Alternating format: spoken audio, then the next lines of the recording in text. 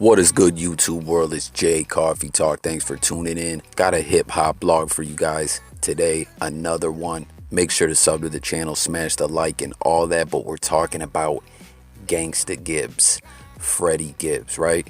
And you know, Gibbs recently, man, was beefing with Akademiks. That's another story. We'll talk a little bit more about that in a minute. But you know, Gibbs is always, when he does an interview, he's accomplished a lot for himself, you know, as an artist.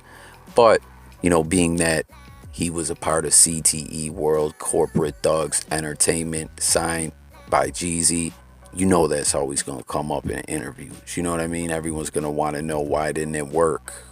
You know, tell us about the breakup, etc. Fuck about who like my shit. I don't care, dog. I stopped giving a fuck who like my shit 10 years ago, bro. You know when I gave a fuck who liked my shit?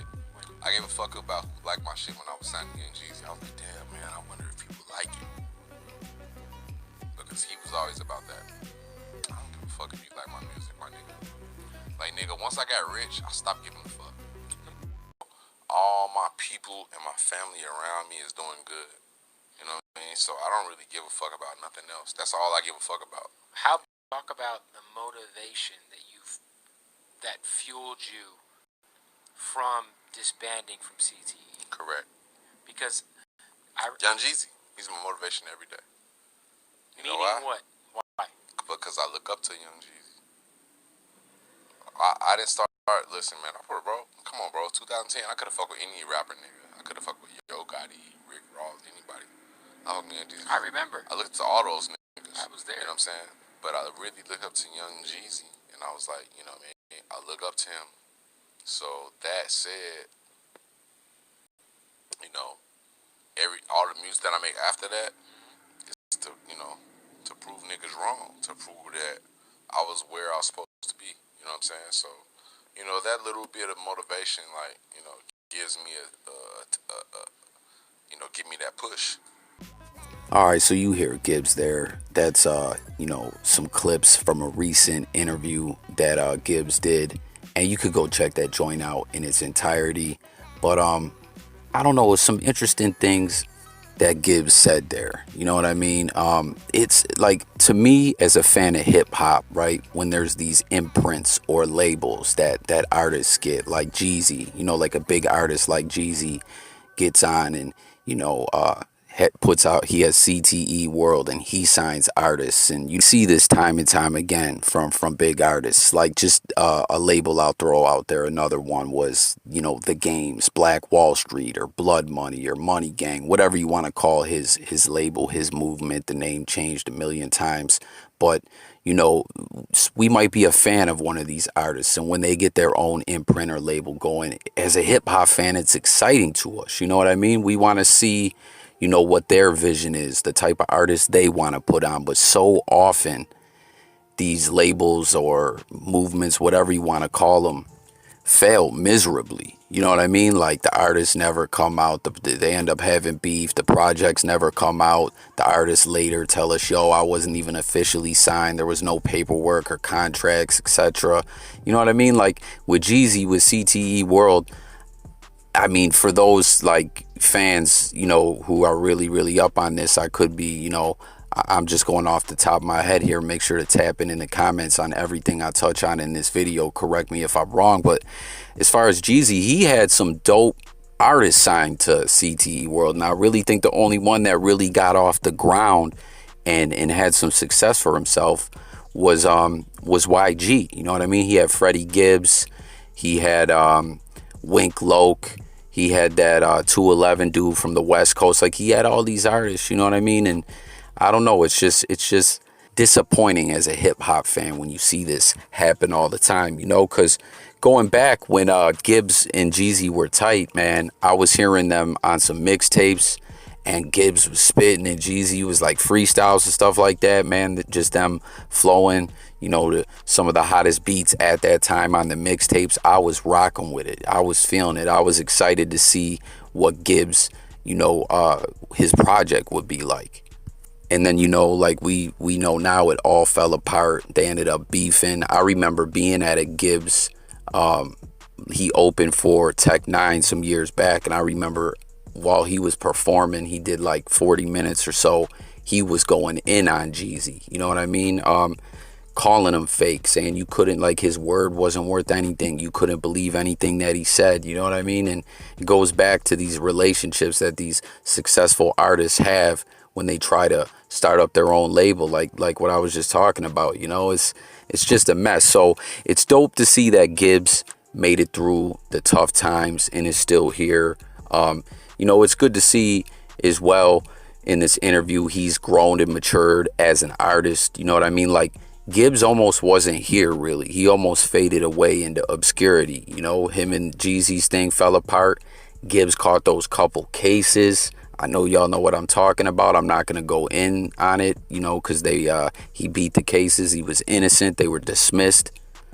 And, you know, he's had some pretty wild social media moments where he's went on some rants and things like that. Like, things could have went bad for Gibbs, but Gibbs is still here. And I'm also always been rooting for Gibbs because, you know, me being from Buffalo, New York, which is, you know, finally on the map when it comes to hip hop because of Griselda, you know, which is so dope. You guys will see me cover them on the channel a lot. Make sure to sub to the channel, guys.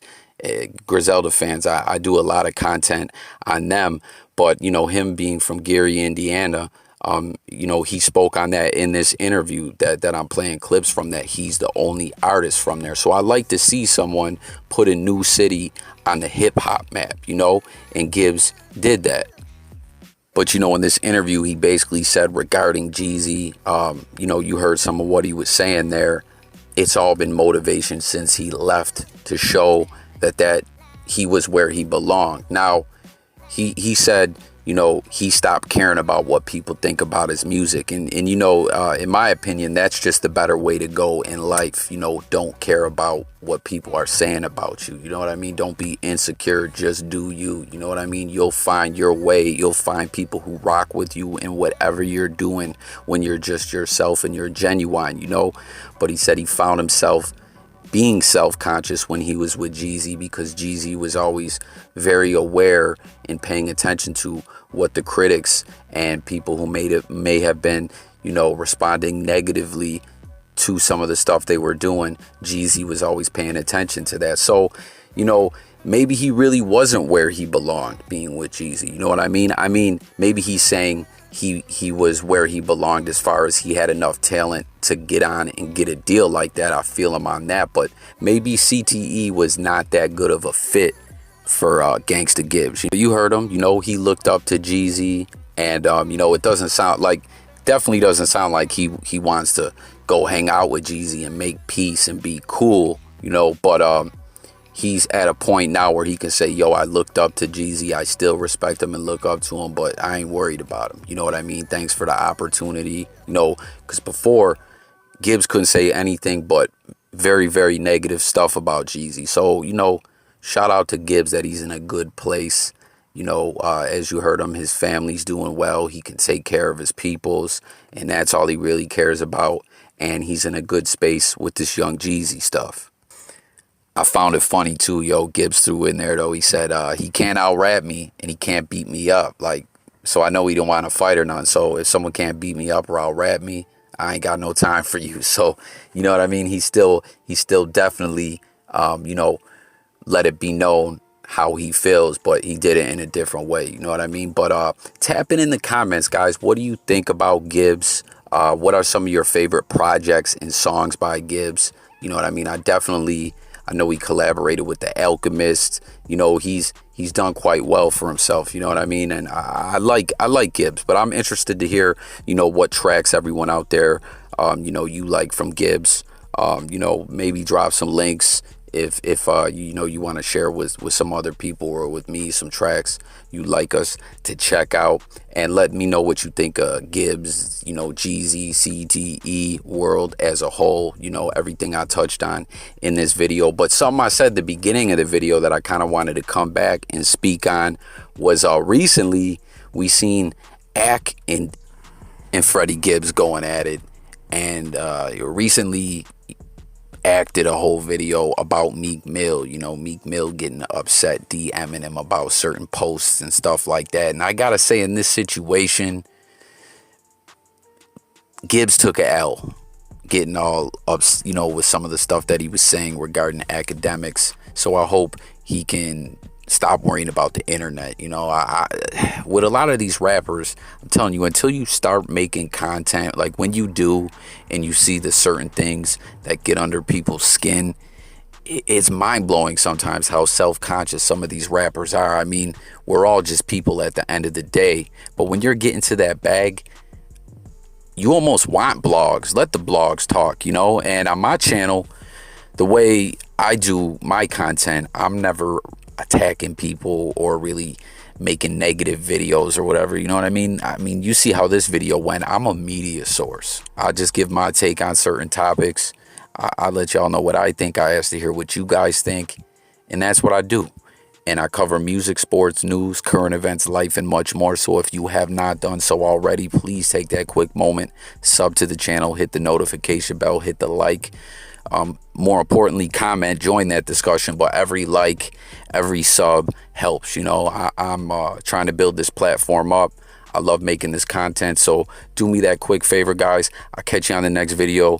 Looking forward to seeing what everyone's got to say about everything I touched on. I'm out of here, y'all. Peace.